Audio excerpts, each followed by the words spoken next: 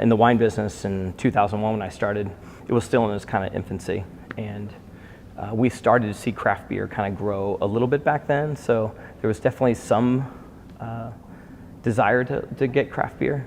You know, I always found that after work, I always reached for a beer, and I guess that maybe told me something after a while that maybe I should have been in the beer business. So, but yeah, as much as I love wine, there's something that I love about beer that anybody can afford the world's greatest beers, and it got to the point where there's no way I could ever afford the world's greatest wines, and I think that was kind of beer has much wider arms how it reaches out to people. So it doesn't, you know, you don't have to be in a certain economic position to necessarily buy craft beer, and I think that's really cool. So what we're seeing happen, I believe, is this, you know, push towards things that are local, and this push towards, you know, knowing where your products come from, and I think when economies struggle for a long time, that people find a lot of comfort in knowing something more about what they're buying and what they're investing their money in, and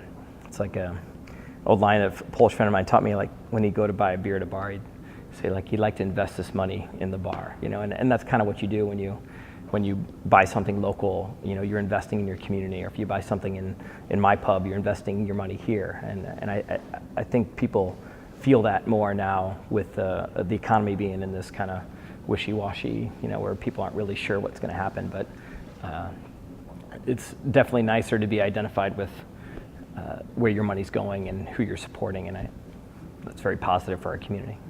It's weird, I don't know if I answer this the right way, but I think it's good to be a little naive when you open a business, in a sense. If you really sit down and think about your chances of success and the amount of hours you're going to put in and the strain that can put on your family, your life, you probably wouldn't do it. You know, like, I think you should be wired a certain way, but there is something that's so much greater than that, and leaving your mark is greater than, you know, the struggles you may go through.